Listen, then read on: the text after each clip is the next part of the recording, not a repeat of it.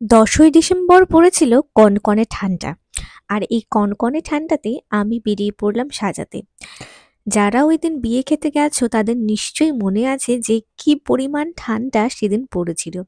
রাস্তায় বেরোতেই দেখলাম দুপুর ২টোর সময় লোকে একেবারে সোয়েটার চাদর পরে আর চারিদিকে কুয়াশা। বিকেলবেলা আসতে না আসতেই একদম অন্ধকার অন্ধকার ভাব কিন্তু চলে এসেছে। তো এর মধ্যেই আমার আজকে কাজ ছিল খাগড়াবাড়ি লোকনাথ সরণিতে, রিয়ার বাড়িতে। তো সেখানে পৌঁছে আমি ওর মেকআপটা শুরু করে দিলাম এবং আজকে তোমাদের সঙ্গে আমি কিন্তু মেকআপ টিউটোরিয়ালের সঙ্গে অনেক রকম গল্প করব। ও আজকে ওর ডিমান্ড ছিল যে ও একেবারেই হালকা সাজতে চায়, একেবারে নায়ের বরাবর, আর চোখে কাজলটুকুও দেবে না। তো সেরকম একটা লুক, মানে যেন দেখতে হালকা লাগে, সেরকম একটা লুক ডিমান্ড করেছিল। আমি সেই মতো ওর স্কিনটাকে প্রিপারেশন করে খুব সুন্দর করে ওকে প্রাইমারটা লাগিয়ে দিয়ে ওর মেকআপটা শুরু করলাম। শাড়ির রং ছিল লাল আর সেই অনুযায়ী আমি ভাবলাম যে ওকে আজকে একেবারে হালকা নিউড লিপস্টিক দিয়ে একটুখানি সাজিয়ে দেবো। তো ওর যেখানে যেখানে ডার্ক স্পটসগুলো ছিল সেই জায়গাগুলোকে আমি সবার প্রথমে কভার করে নিয়েছি। তো আমার টিউটোরিয়ালে কিছু কিছু জায়গায় হয়তো এরকম স্পিডে দেখানো হতে পারে, কারণ যাতে সম্পূর্ণ ভিডিওটা কাট করতে না হয় তার জন্য আমি এরকমভাবে স্পিডে দিয়ে দিয়েছি কোনো কোনো জায়গায়। তো এরপরে যখন আমি কনসিলার দিয়ে ওর বিভিন্ন জায়গাগুলো, পিগমেন্টেড এরিয়াস গুলো ভালো মতো কভার করলাম, তারপরে ওকে আমি ফাউন্ডেশন লাগিয়ে দিয়েছি। আমাদের একটা ধারণা থাকে যে হালকা লুক বলতে ফাউন্ডেশন বুঝি কম, কনসিলার বুঝি কম। তো এই ধারণাটা আজকে আমি তোমাদের একটু ক্লিয়ার করে দিই। ফাউন্ডেশন বা কনসিলার কম পরিমাণে ইউজ করলে ভালো, তবে সেটা কিন্তু স্পটগুলো একেবারেই কাভার করে না। যেটুকু দরকার সেইটুকু ফাউন্ডেশন এবং কনসিলার ইউজ করলে তবেই কিন্তু লুকটা আসে। এবার হালকা মেকআপের জন্য তাহলে কি করতে হয়? হালকা মেকআপের জন্য চোখের মেকআপ আর লিপস্টিকের কালার যদি হালকা রাখা হয় এবং কাজল যদি একদম সীমিত পরিমাণে দেওয়া হয়, তবেই কিন্তু সেই লুকটা হালকা লাগে। আজকাল তো সবাই দেখেইছো যে একেবারেই নিউড লিপস্টিকের চলটা আজকাল বেশ চলছে। অনেকে পছন্দ করে, অনেকে পছন্দ করে না। তো আমার মতে হালকা লুক কিন্তু ঠিক এভাবেই আসে। কিন্তু রিয়াকে আজকে আমি একটু হলে ফাউন্ডেশনটাও কম দিয়েছি। চেষ্টা করে দেখি যে কম ফাউন্ডেশনেও ভালো লুক আনা যায় কি যায় না।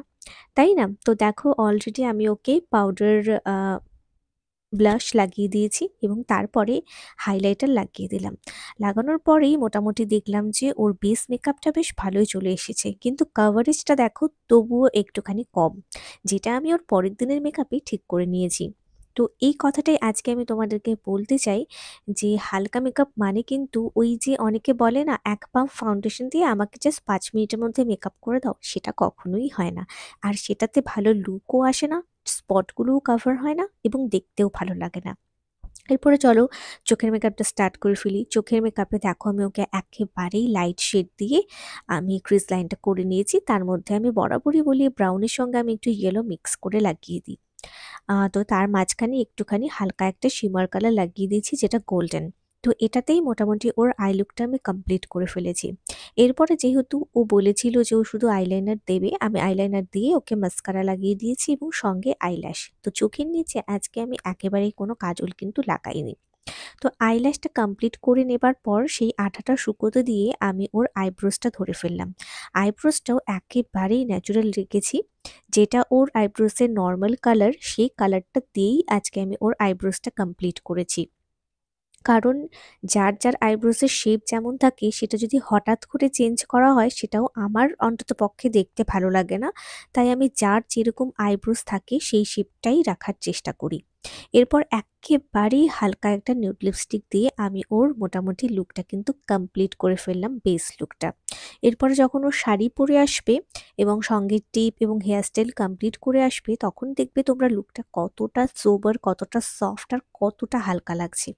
কিন্তু ১ম এ যখন ফাউন্ডেশনটা দিয়েছিলাম তখন তো সাদা মনে হচ্ছিল, তাই না? তো এটাই হচ্ছে হালকা মেকআপের সিক্রেট, কি তোমাকে বেসটা ভালোমতো তৈরি করে তারপর বাকি জিনিসগুলো হালকা দিয়ে মেকআপটাকে শেষ করতে হবে। তো দেখো ওর ফাইনাল লুকটা, এই হচ্ছে ওর ফাইনাল লুক। আমি দুটো লেস রেখেছি চুলের, তো সেটাকে একটুখানি কার্ল করে দিচ্ছিলাম। হেয়ার স্টাইলটা নেওয়া সম্ভব হয়নি কারণ হেয়ার স্টাইলের সময় আমার ওকে একটু অন্য জায়গায় বসিয়ে হেয়ার স্টাইলটা করতে হয়েছে। তো বরাবরই হেয়ার স্টাইলটা সেরকমভাবে নেওয়া পসিবল হয় না। এরপরে ওকে ওর জুয়েলারিগুলো পরানোর পর লুকটা ভীষণ সোবার, ভীষণ একদম যাকে বলে সফট একটা লুক এসছিল। আমার কিন্তু এই লুকগুলো পার্সোনালি ভীষণ, ভীষণ পছন্দের। এরকম হালকা লুক তোমরা কারা, কারা ভালোবাসো আমাকে কিন্তু অবশ্যই জানাতে ভুলো না। আর এই লুকটা রিয়ার কেমন লাগলো সেটাও কিন্তু জানাতে ভুলো না। এই নিয়ে ও আমার কাছে বহুবার সেজেছে এবং এটা কত নম্বর সাজ আমি নিজেও ভুলে গেছি। আর বরাবরই এইসব ক্লায়েন্টরা আমার খুব কাছের মানুষ হয়ে যায় যারা বারবার আমার কাছে সাজতে আসে। তো এই হচ্ছে rear full and final look. যদি তোমাদের ভালো লাগে তাহলে do subscribe to my channel আর আমার ফেসবুক পেজটাকেও একটুখানি লাইক করে দিও। তোমাদের ভালোবাসার সাপোর্ট পেলে আর কি চাই। আর এরকম সুন্দর সুন্দর করে কিন্তু সবাই সাজতে থাকো। তো আর তো কিছু বলার নেই। আজকে অনেক কিছুই বলে ফেলেছি। আর পেছনে তখন অনেক লোকজন আসছিল, বিভিন্ন রকম কথা বলছিল। তাই ওকে আমি তাড়াতাড়ি ভিডিও করে ছেড়ে দিয়েছি।